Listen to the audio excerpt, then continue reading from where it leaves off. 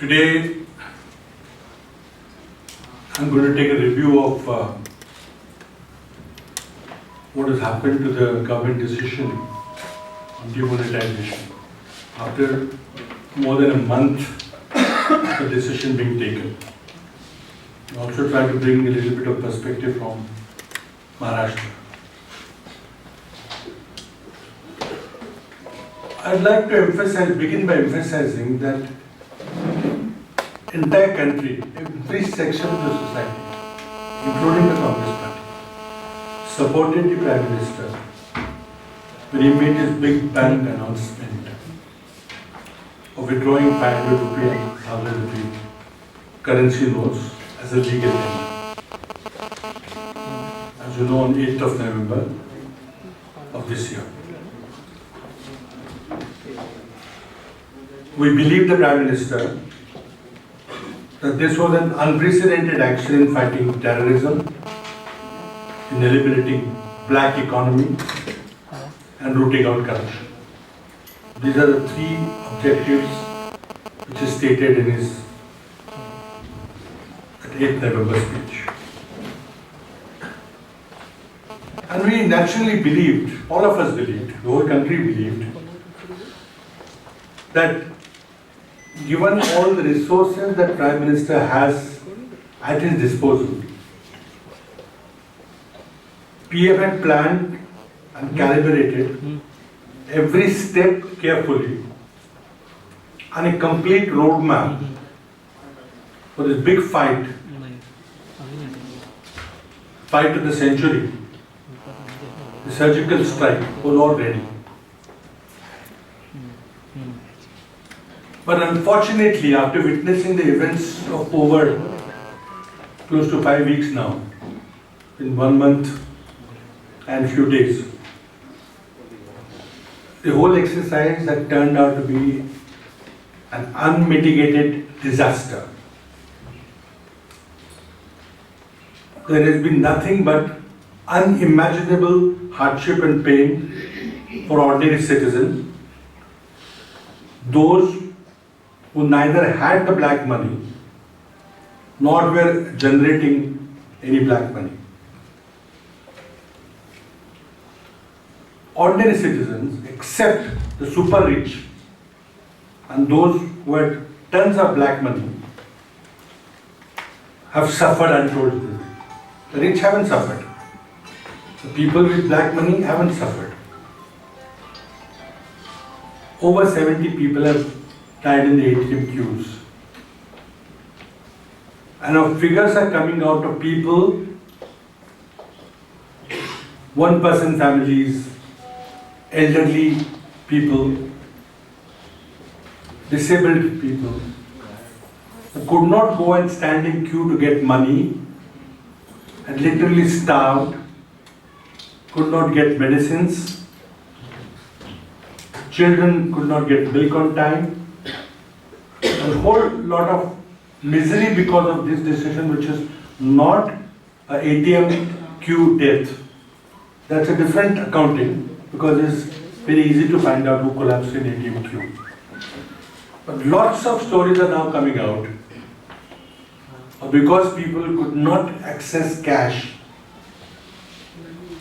With severe challenges have come, and we are collating those stories from all the country. The entire rural economy, small traders, daily wage earners, farmers and those who depend on farm activities, small and medium industries, all have suffered grievous hurt. Time has come to ask the government as to what has been the result of this whole exercise. Has any of the three objectives spelled out in his 8th November address been achieved? On the other hand, inept handling, lack of clear command, duality of responsibility between the Finance Ministry and the RBI, has resulted in a complete fiasco. Now, who is responsible for this mess? We demand that accountability must be fixed. If PM was advised indeed by a few people, who are those people who are in the decision-making command? What role did the new governor of RBI play?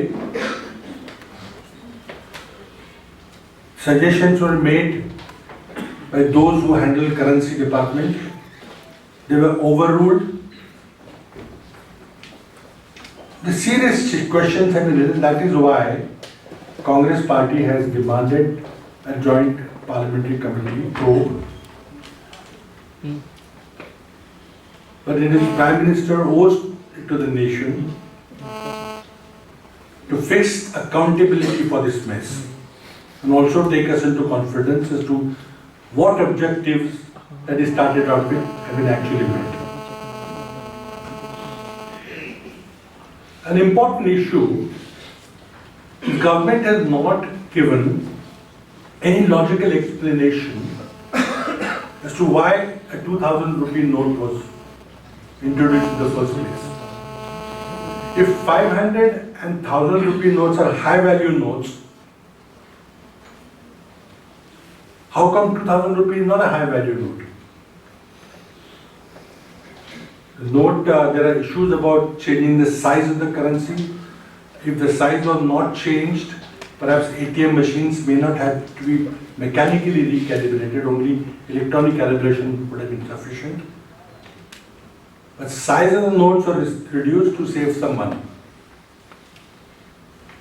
And now what has happened? The new 2000 rupee note, which is 15% smaller than the old 1000 rupee note, now it's a godsend opportunity for people to hoard black money. If you can give an illustrative number, the amount of space that was required to store 1 crore rupee in old 1000 rupee notes, now in the same space you can put 2.22 crore rupees, because the value is doubled and the size is smaller by 15%. And therefore, unless government quickly comes up with a very clear reason for introducing a 2000 rupee note and tell us what are they going to do about it, it is our allegation that this was specifically done to help the Bharatiya Janata Party in the forthcoming UP and Punjab and other state elections.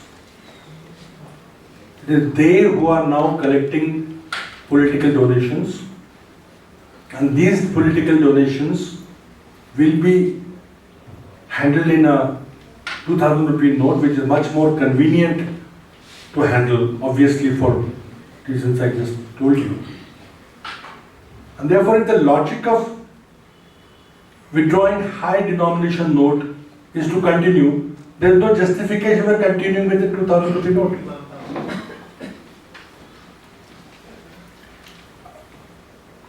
I think Prime Minister owes it to the country. This whole thing be done to help Bharatiya Janata Party politically in forthcoming elections.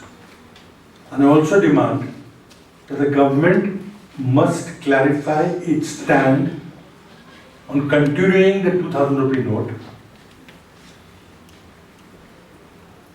or is there some game plan, a roadmap for a second surgical strike in which the 2000 rupee note will also be withdrawn? There is an atmosphere of uncertainty which needs to be clarified.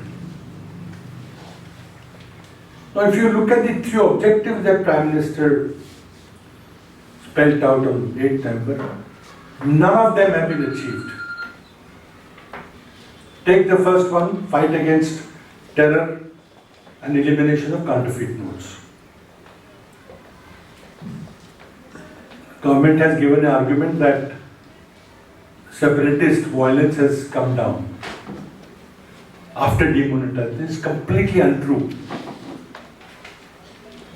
If you look at the state government figures, the number of stone pelting incidents have been gradually coming down from July. It was lesser in August, further reduced in September, further reduced in October. Those numbers are all there. And as the winter approaches, it's a historical fact that separatist violence tends to get reduced. I can give you the numbers, but I will not take your time giving the numbers which have been put out by state government. From 820 incidents in July, the incidents have come down before demonetization to a level of 49. All the numbers are there. Now, has it stopped terror activities? After 8th, there have been Pulwama, Badgaon, Bandipura, the infamous attack on Nagrota camp, and Sopore. Continuously, this is after 8th of November. But can Prime Minister guarantee this nation, those who have suffered for over a 5-week period, grievously, that the new notes will not be counterfeited by either Pakistan or those who counterfeited? As it is, RBI has said that because of the hurry to print the new notes, they had to compromise on security features. You could not get enough time to put all the security features. And already there are reports, you must have seen yesterday, a new channel showed that ATM of a major bank gave out a counterfeit 2000 rupee note. Has India taken up the matter on a diplomatic level with Pakistan? If they have got a concrete evidence of Pakistan counterfeiting our notes, it's generally known that this information is shared by Interpol because it's a unconventional warfare against the economy. Has, just like in our bilateral talks, we give evidence of terror attacks, whether it's Uri or whatever. Have you given evidence of counterfeit note being printed in Pakistan? And has it been taken at a diplomatic level? It's very clear that the terror argument, the Pakistan argument, was only used to raise nationalistic fervor, sort of flag waving, so that you could accuse those who questioned this decision as being anti-national and those who favored the decision as being patriotic Indians. But that has now fallen flat. Now, is it really a fight against black money and black economy? The second argument being advanced. A lot of material has come out in the public domain now about the stock of black money and flow of black money. The generation of black money and the stock. What the Prime Minister has done is only attack the stock of black money. It also, from various research reports and particularly data from Income Tax Department, only 6% of the black economy is held in Indian currency notes. Nobody has challenged this number, but this has come from CBDT, the Income Tax Department, and there are many other research scholars who are also given similar figures, actually less than that. So its entire exercise was aimed at 6% of the total black economy. And here we must distinguish between entire black economy and black currency notes.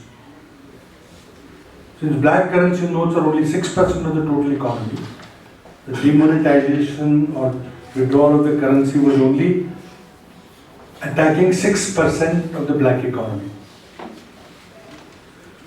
Now that also we have statement of the Revenue Secretary that entire cash has come back. All the cash which was with the public in the form of 500 and 1,000 rupee notes has come back. So question is raised, was it all white money? There's no black money at all? But we know that that's not true. So what is true, it is money which has come back, the entire 14.22 lakh crores, numbers which are given, some people give a figure of 15.5 lakh crore rupee worth of currency notes.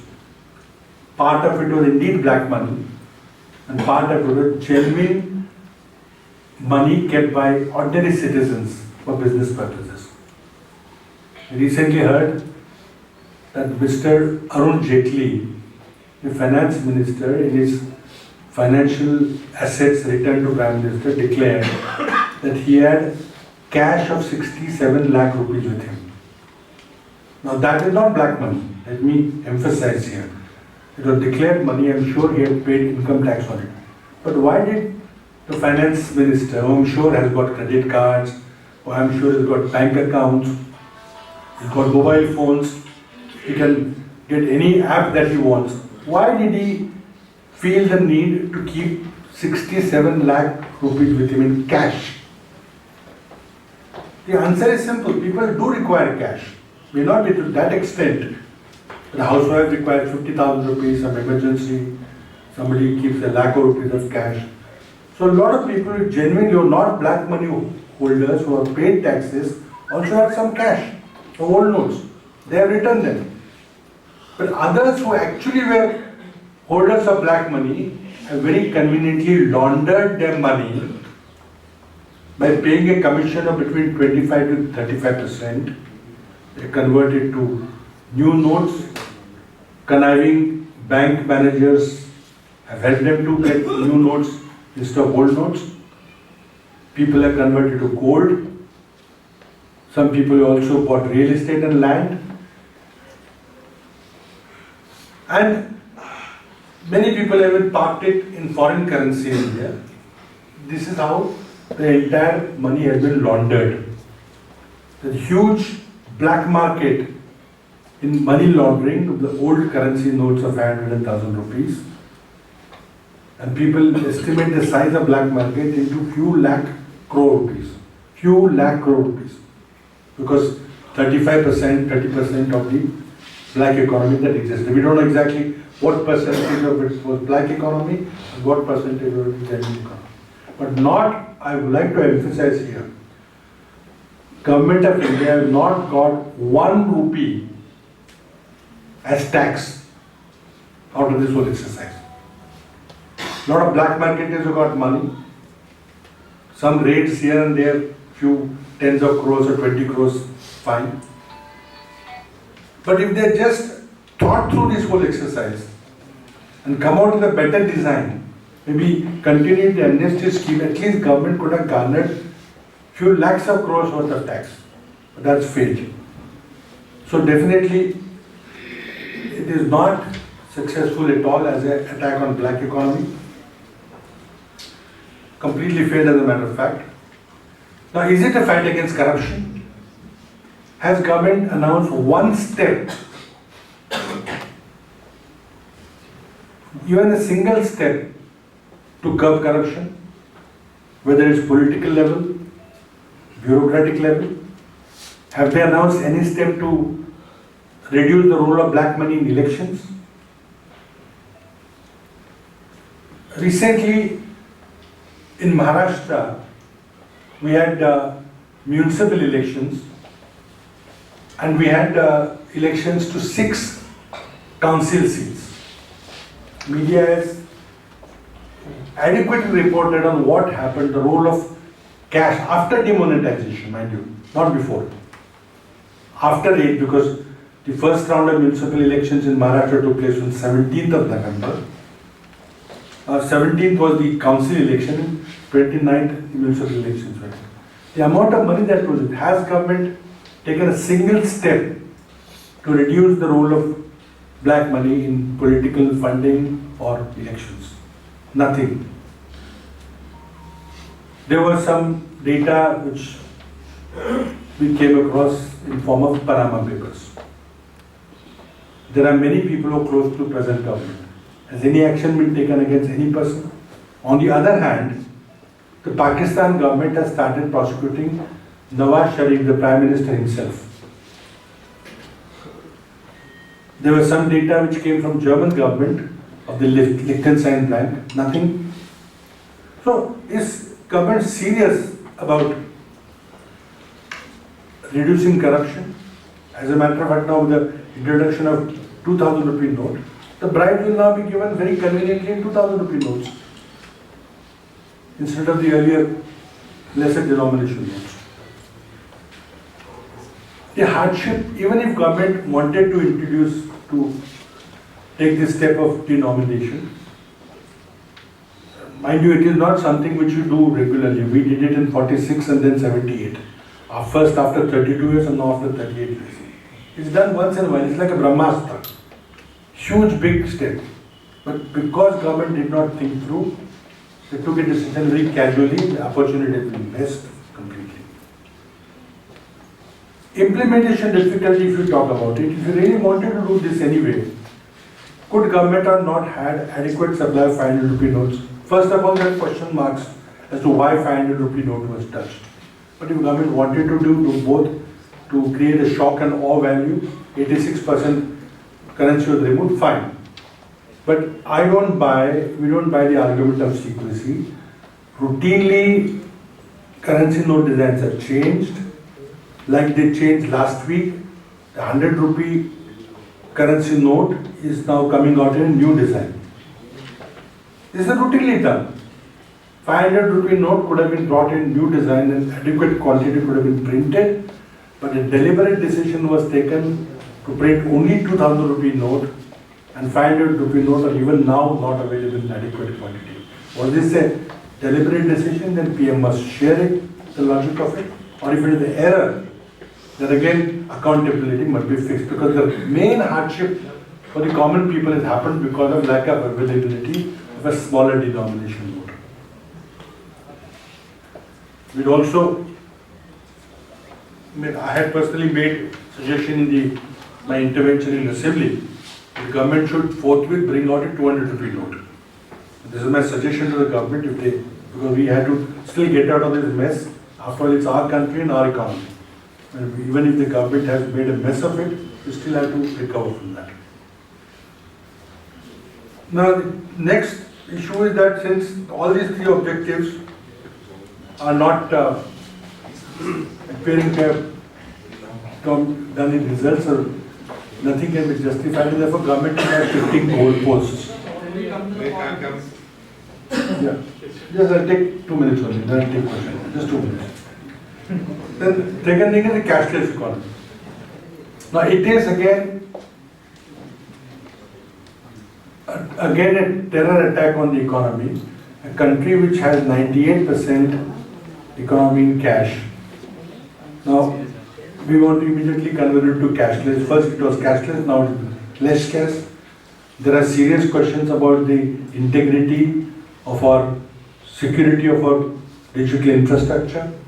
Only last month, in October, we had 36 lakh credit cards were hacked. Now, will Prime Minister take responsibility that our digital infrastructure, the banking infrastructure, the payment banks, all the payment gateways will not be hacked? Of course, we have to go towards a digital economy, without a doubt, but it has to be done gradually. Now, having made a mistake in demonetization, supposing you find the answer in cashless economy, I don't think that will happen. I just end my opening remark by saying there are serious consequences. The GDP growth rate will be adversely affected. The government themselves admitted 0.5% drop in GDP growth rate, but there are others who have said that it will be even greater than 2%. Informal sector, the rural economy and agriculture income is already badly hit. There are huge job losses are expected. Lakhs and lakhs jobs are already being lost Recently, L&T dropped 12,000 jobs and more job losses and retrenchments on the card. But most importantly is international confidence in the Indian economy, Indian banking system, and the autonomy of RBI is badly shaken. It will not only adversely impact India's credit rating, will also adversely impact flow of FDI into the country. And therefore, finally like to ask the government says that it's a short-term pain for long-term gains. Please tell us what is the long-term gain. Thank you.